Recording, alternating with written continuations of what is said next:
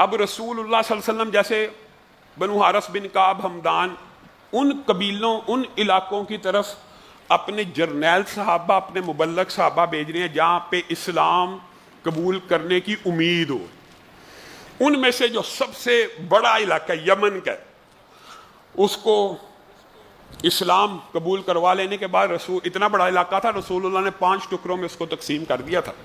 لیکن اول جن 2 صحابہ کی ڈیوٹی لگی یمن میں جا کے اسلام کی تبلیغ اور جہاد فی سبیل اللہ کے پرچم کو بلند کرنے کی، وہ حضرت معاذ ابن جبل اور حضرت ابو موسیٰ اشعری کی لگی.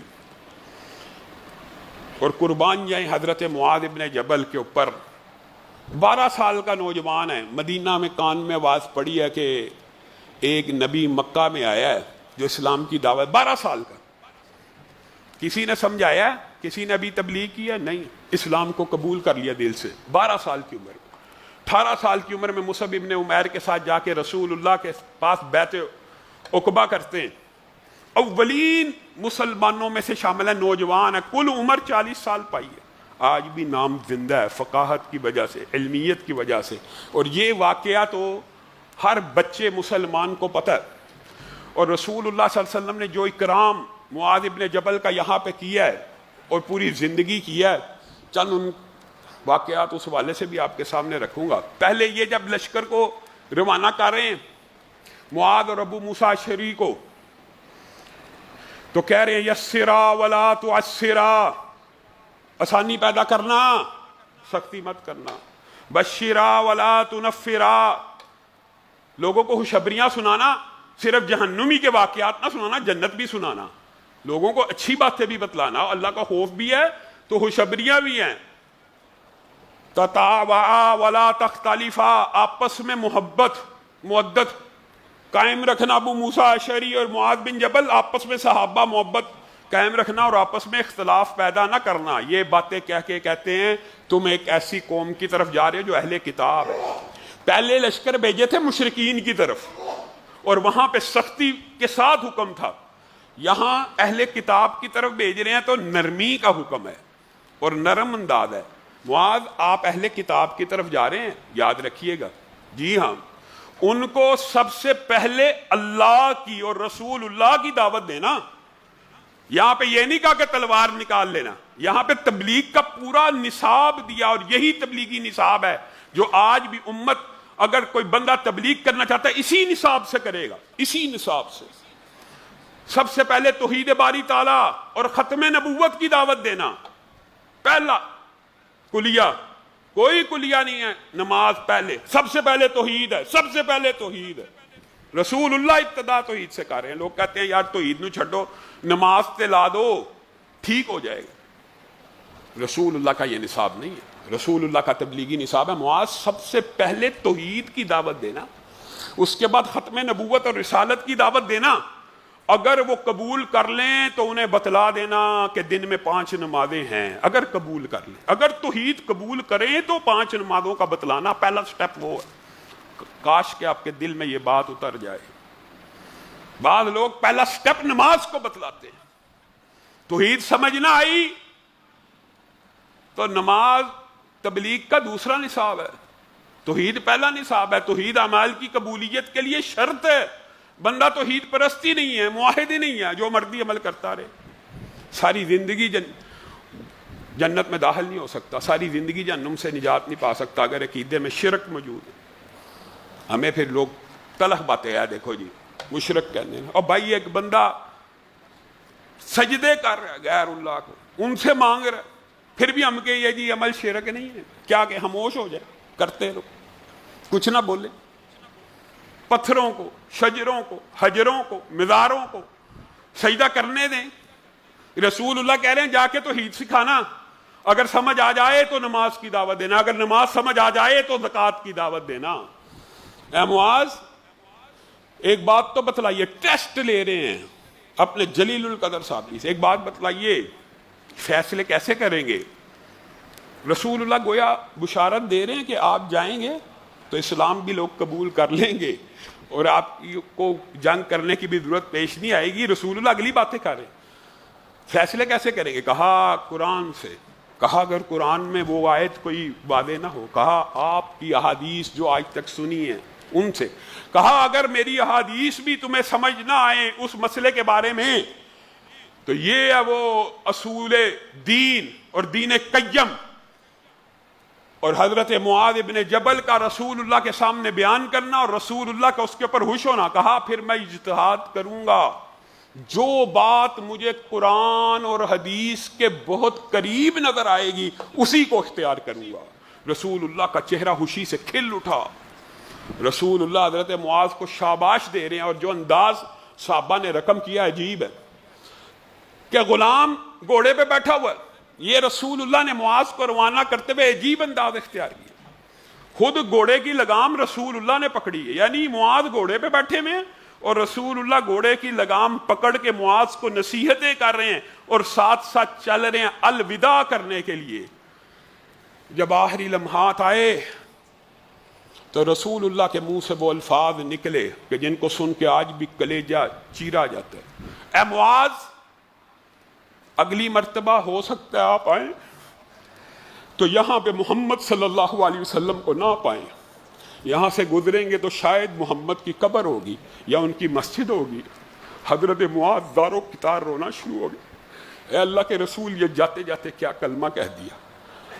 گویا رسول اللہ صلی اللہ علیہ وسلم معاذ کو بیان کر رہے ہیں، اے معاذ اگلی مرتبہ جب آئے گا تو میں محمد صلی اللہ علیہ وسلم دنیا میں نہیں ہوں گا، اللہ کی قسم زمین کی پشت کے اوپر رسول اللہ کی جدائی سے بڑا غم کبھی نہیں آیا اور نہ کبھی آئے گا، اور صحابہ کے اوپر جن کے اوپر بیتی ہے وہی جانتے ہیں۔ آج بھی رسول اللہ صلی اللہ علیہ وسلم کی وفات کا تذکرہ سن کے امت مسلمہ آنسو بہاتی ہے۔ معاذ کے اوپر یہ جملہ کیسا ہوگا؟ وہ معاذ جو رسول اللہ کے پیچھے بیٹھے ہوئے ہیں، رسول اللہ کہتے ہیں معاذ لبیک وسعدیک، معاذ لبیک وسعدیک، معاذ لبیک، بار بار یہ کہہ رہی ہے۔ یہ جو محاورہ آپ نے سنا ہی حضرت معاذ کا، جی میں حاضر ہوا اے اللہ کے رسول۔ آپ کو پتہ ہے کس بات کا؟ اگر کوئی بندہ صدق کے دل سے کلمہ توحید پڑھ لے، یہ رسول اللہ حضرت معاذ کے ساتھ ایک گھوڑے کے اوپر بیٹھے ہیں اور معاذ کو 3 مرتبہ پکارا ہے، اور معاذ کو کہہ رہے ہیں اگر کوئی بندہ صدق کے دل سے لا الہ الا اللہ پکارے تو معاذ آپ کو پتہ کیا ہوتا ہے؟ جی ہاں بتائیے۔ وہ بندہ جنت میں داخل ہو جاتا ہے اور اس کے اوپر جہنم کی آگ حرام ہو جاتی ہے۔ معاذ خوش ہو جاتے، اے اللہ کے رسول حکم کیجئے لوگوں کو بتلا دوں۔ دیکھیں یہ تبلیغ کے شوقین صحابہ، ہرگز نہیں، اگر یہ بتلا دو گے لوگ عمل کرنا چھوڑ دیں گے، لیکن معاذ نے رسول اللہ کے دنیا سے چلے جانے کے بعد اس حدیث کو بیان کیا، اور اس لیے بیان کیا کہ رسول اللہ کی حدیث امانت ہے اور میں امت کو دے کے جاؤں۔ اور پھر خود معاذ کہتے ہیں ایک مرتبہ رسول اللہ نے اسی سے ملتی جلتی بات مجھے کی، معاذ میں نے کہا جی ہاں جی ہاں جی ہاں حاضر لبیک۔ کہا بندوں کا اللہ پہ کیا حق ہے؟ کہا آپ بتلائیے۔ کہا یہ حق یہ ہے کہ اللہ کے ساتھ کسی کو شریک نہ ٹھہرایا جائے۔ لوگ اس عقیدے کو بھول گئے۔ اللہ کے ساتھ عبادت کے افعال میں ربوبیت میں اسماء و صفات میں اللہ کے ساتھ کسی کو شریک نہ ٹھہرایا جائے۔ جی اللہ کے رسول، پھر تمہیں پتہ اللہ کا بندوں کے اوپر کیا حق ہے، یعنی بندوں کا حق اللہ کے لیے کیا اور اللہ کا حق بندوں کے لیے کیا؟ جی ہاں فرمائیے۔ پھر اللہ کے اوپر لازم ہے کہ اپنے ایسے کسی بندے کو جہنم میں ڈالا۔ اللہ کے فضل سے توحید کی نعمت انسان کو جنت الفردوس میں داخل کر دیتی ہے، جس کو آج ہم نے بڑا حقیر سمجھا ہوا ہے۔ او یار مزار تے سجدہ کردہ کرن دیو نماز پڑھا لو، او یار اے شرک دا عمل کردہ کرن دیو نماز پڑھا لو۔ اور سب سے پہلے توحید سکھائیے۔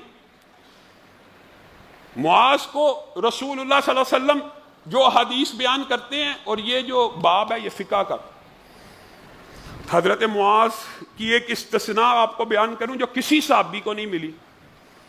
رسول اللہ نے معاذ کو جب روانہ کیا نا، معاذ کو کہا آپ کے اوپر بڑا قرض ہے اور آپ نے ساری زندگی اسلام کو پیسہ دیا ہے، میں محمد صلی اللہ علیہ وسلم بطور امیر آپ کو یہ اجازت دیتا ہوں کہ آپ کو جو بھی تحفہ ملا کرے بطور یمن کے امیر کے، آپ اس کو اپنی ذات کے لیے استعمال کر سکتے ہیں۔ واحد صحابی ہے. باقی سب کو کیا کہا؟ جو تحفہ ملے تو گھر بیٹھا رہے، تجھے میں دیکھتا ہوں کون تحفہ دیتا ہے. معاذ کے ساتھ محبت کا انداز یہ ہے اور ان کے قرضے کا اندازہ یہ ہے، ان کو اجازت دی ہے. اور یہیں پہ رسول اللہ صلی اللہ علیہ وسلم نے عمال اور حکام اور امراء کے حقوق کو بھی بیان کر دیا اور اعلان فرما دیا، کیس کے حوالے سے بھی اور سعد کے حوالے سے بھی. یہ عمومی حکم ہے، وہ معاذ کے لیے خاص تھا. پھر یہ عمومی حکم دیا کہ میں یہ حکم دیتا ہوں جو ہمارے کام کے اوپر مامور ہوں، متعین ہوں، یعنی کسی علاقے کے گورنر بنا دیے گئے ہیں، کسی علاقے کے حاکم بنا دیے گئے ہیں، ان کو اجازت ہے، یہ رسول اللہ کی اجازت ہے. بالعموم اس طرح کے مسائل منبر سے بیان نہیں کیے جاتے جس کی وجہ سے کچھ ابہام اشکالات معاشرے میں پائے جاتے ہیں. حقیقت یہی ہے، یہ استثناء معاذ کا تھا. کوئی اور تحفہ لے گا آج بھی وہ حرام سمجھا جائے گا، وہ بیت المال میں داخل ہوگا. لیکن جو اجازت دی ہے وہ رسول اللہ نے یہ دی، جو بھی ہمارے دینی امور کے اوپر امیر بنایا گیا، حاکم بنایا گیا، اس کو 3 چیزوں کی اجازت ہے. اگر اس کے پاس ذاتی رہائش نہیں ہے وہ رہائش بنا لے، رسول اللہ فرما رہے.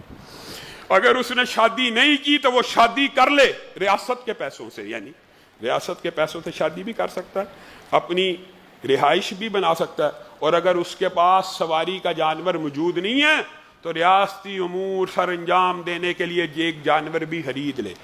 یہ 3 باتوں کی اسلام میں کسی بھی حاکم کو، کسی بھی امیر کو، کسی بھی گورنر کو، کسی بھی دین کے کام پہ معمور شخص کو ان 3 چیزوں کی اجازت زبان رسالت سے مل چکی ہے. اور اس کے اوپر اختلاف کرنا اور اس کے اوپر انتشار کرنا 100% درست باتیں ہیں کہ گھر بنانے کا مطلب یہ نہیں ہے کہ لگژری کوٹھی بنا لی جائے، ایک رہائش جو ایک اس کا گزر بسر ہو سکے.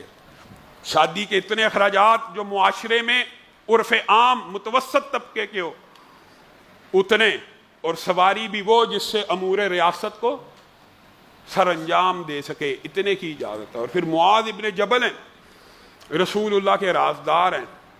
جو احادیث آپ کے دماغ میں حضرت معاذ کی ساری آنا شروع ہو جائیں گی. معاذ جی اللہ کے رسول، جی لبیک و سعدیک، عجیب انداز ہے محبت کا. تجھے جنت کا ایک دروازہ نہ بتلا دوں؟ جی اللہ کے رسول بتلا دیجئے. لا حول ولا قوت الا باللہ، یہ حضرت معاذ کی حدیث. اے معاذ لا حول ولا قوت الا باللہ پڑھا کر، جنت میں پورا ایک دروازہ ہے جس کا نام ہی لا حول ولا قوت الا باللہ. ملے گا کس کو؟ جو پڑھے گا. جو پڑھے گا اس کو مل جائے گا. ایک دن میں کم از کم 100 مرتبہ لا حول ولا قوت الا باللہ پڑھا کیجئے. شرح صدر بھی ہوتا ہے، جنات جادو کے اثرات سے بندہ محفوظ بھی ہوتا ہے. یہ جو طویل بندش کے آپ کے ذہنوں میں وہم ہیں ان سے بھی بندہ بچتا ہے.